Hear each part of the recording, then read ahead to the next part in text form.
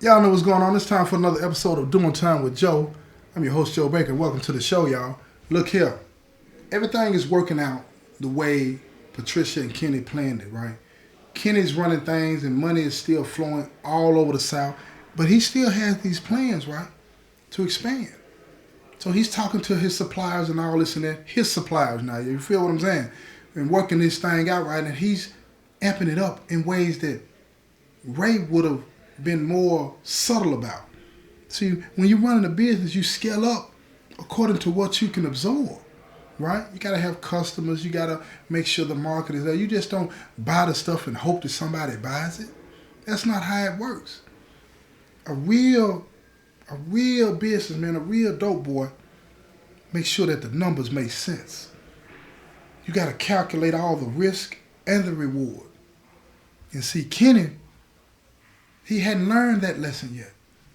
He thought dope sells itself. See, that's what a lot of people think. All you got to do is get it. That's what a lot of people think. But see, you got to remember, you ain't the first and last person to sell no dope.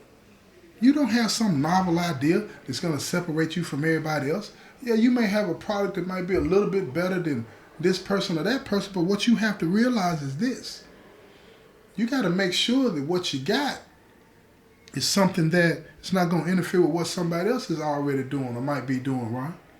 You got to make sure that you have a product that it's not going to cause you to have to go to war with some gang or this, that, or third. You know, you're in a whole nother area.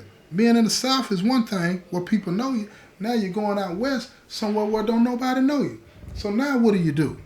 You got to figure out all of that type of stuff. The logistics matter. But it's a lot of money that's at stake here. It's a lot of money that's being managed right now. And Kenny knew. The police chief, she knew. So she was trying to make sure that everything was going to continue to work out the way it needed to work out.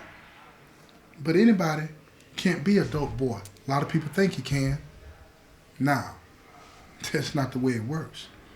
So when the maid finally goes to visit Ray at the prison, he's talking to her and he's telling her, look, I need you to make sure that you keep eyes on things for me. So he told her to go buy a laptop. And he gave her all the passcodes and things to be able to tap into the security system. He said, I need you to make sure that the people at the security place are paid.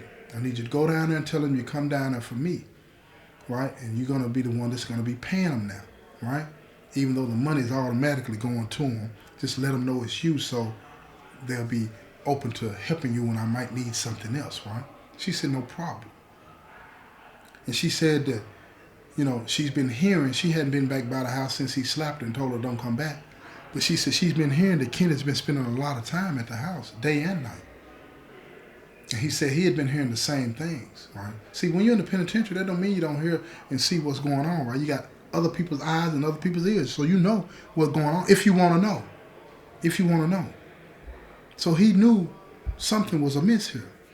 You know, Kenny's spending the night at the house. Where is he sleeping at? And those rumors, you know what I'm saying, in the back of his head that had been said to him by the maid that he dismissed because it was a surveillance, now he's starting to think, I don't know what's going on. He's not sure. So when she leaves the prison, goes to buy the laptop, and she accesses the surveillance, she goes back into the archives. And she sees all the old videos, especially the ones that happened after he got found guilty. And she sees them kissing, in bed, making love. All sorts of things, right? And she feels vindicated. And she's angry at the same time. Now she's starting to think, did they set him up? Are they the ones that did this? Is this why he's gone? She's trying to figure it out. She can't wait another 2 weeks before she talks to him. So when he calls her, she runs him out. And she says, they're on tape. And he said, I told you to only talk to me in person. She said, but no, you need to know this. They're on tape. And he relented. He said, what are you talking about? He said, I saw the surveillance videos. They're in your bed making love. And then things started to click for him, but he's like, why did I not see this? So he tells her, when you go back down and talk to the people at the surveillance place, find out how many feeds they got. Who else can see this? So she goes back down. And she asks them, and they tell her that another gentleman had come down representing Ray. And they gave her his name, and it was Kenny. She started to put the puzzle together real fast. And she couldn't wait to get back to the phone and call and tell him. Well, wait on him to call her so she could tell him what was really going on. And when she told him, he got angry. But see, he had no idea that the police chief, the assistant police chief, had all of his calls monitored and sent to her. So that information had already been passed on to Patricia and Kenny.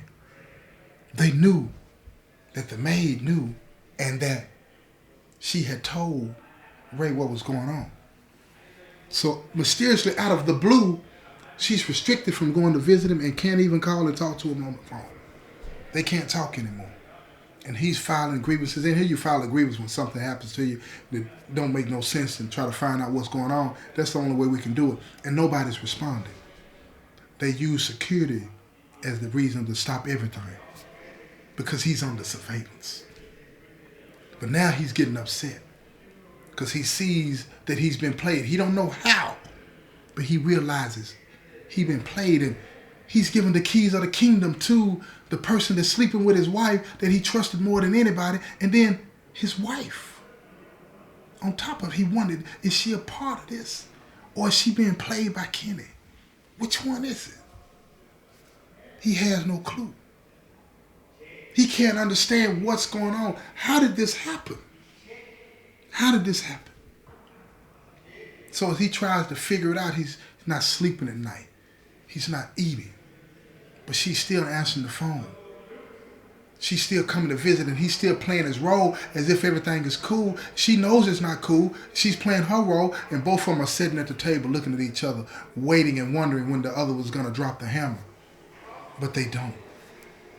They continue to play the role for Ray Jr. They continue to play that role. And now, she wants to be free. So she tells him over the phone that she'll always be there for him, but she's rethinking this relationship. She don't think she can wait as long as she's going to have to wait. That's common. After the first 5 years, most people leave you anyway when you're in the penitentiary, I'm telling y'all. And you know what? That's a statistic. That's a statistic for real. When a person comes to prison, whether they're married or got a girlfriend or boyfriend, whatever your situation is, it usually ends after 5 years. It don't mean it can't be rekindled, but after 5 years, they break bad. She did it before that. And she's ready to go. But she had plans all along. She was just riding it out. She's been making love to Kenny and only Kenny, not having to split her loyalties anymore. Now she's ready to make the move. She's got the money. She's got her man. She's free. She's ready to roll. But see, a lot of times, you know, a lot of us think that the grass is always greener on the other side. But it's not. It's not always green. It looks green. You see, because when a person is trying to get up under you and get in your life and all this and that, you don't see all the shenanigans that they might have to pull on you to get you. Because your eyes are glossed over. You're feeling good and you're happy and you're in love and all this and that. And you can't see that person for who they are. Especially when you're in a situation you're trying to get away from, right? When you're trying to leave a bad situation and go to a good situation, you'll fall into the arms of anybody that's willing to hold you. Remember that. And that's what happened to Patricia. And if you want to know how this story continues to unravel, you're going to have to tune in to the next episode, right? This has been another episode of Doing Time with Joe. I'm your host, Joe Baker. And I say peace, y'all. I'm getting so tired.